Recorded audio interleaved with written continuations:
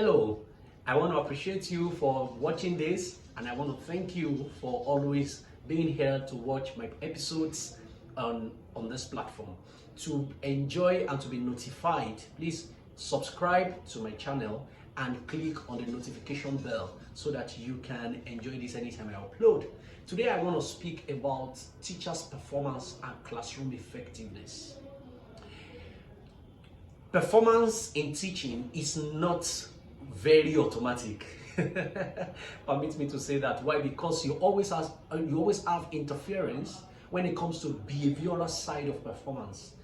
Teaching job can be stressful at some point. It can make you lose interest and passion in the teaching that you have. It can sap away the love that you have for children, because when you look at the number of things that you have to do, when you look at the conditions, when you look at the deadlines and a lot.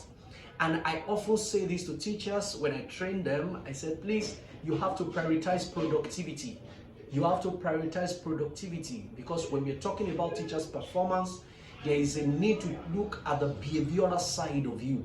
It's not just the fact that you are skillful as a teacher. It's not just because you have the content that you want to teach and you know your content. Yes, I know you have a very good knowledge of your content. You are a mathematics teacher, you have a very good knowledge of mathematics, you push your content out there.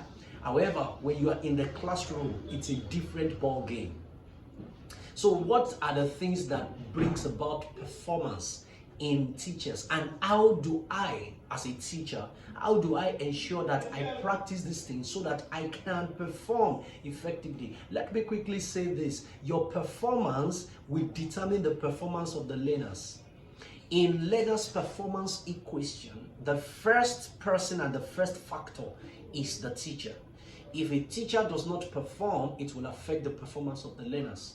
So most of the learners' results are product and function of the interesting nature of the teachers. If you are a teacher right now, I want you to switch back. I want you to go back to when you were in school, active schooling, when you were in possibly your primary or your secondary school. You will understand the fact that, the subjects that you did so well in were the ones that your teacher did so well.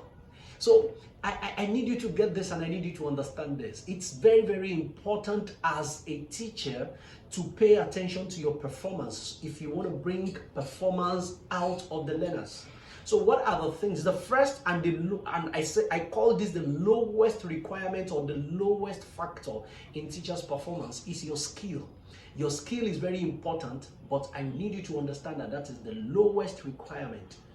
You have to pay attention to your skill. Why? Because your skill is into three phases, and that's what I'm dealing with in this episode. The next episode, I'm going to take the second factor for teachers' performance. But the first is the teacher's skill or teaching skill. What does it mean when you say that I possess teaching skill? Number one is that you have knowledge of what to teach. Knowledge of what to teach means you are very good when it comes to the aspect of content. Your content must be very, very solid.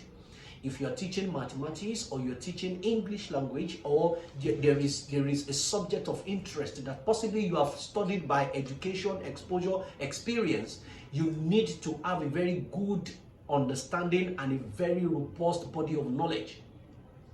Teachers should not teach to their best of knowledge. You should teach according to the body of knowledge. It is not your best of knowledge that determines performance.